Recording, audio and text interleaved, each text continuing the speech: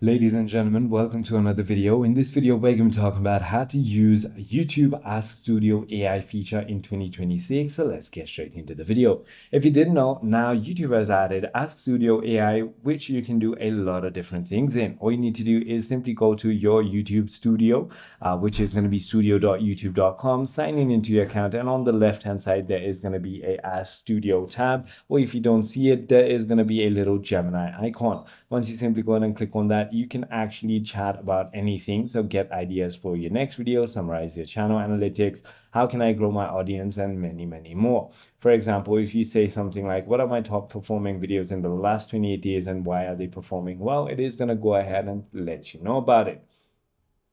You can simply go ahead and use it to optimize your titles, engage your audience, the best time to post, and so on. I hope this video clarifies everything for you. If you have further more queries, feel free to comment down below, and I'll see you on the next one.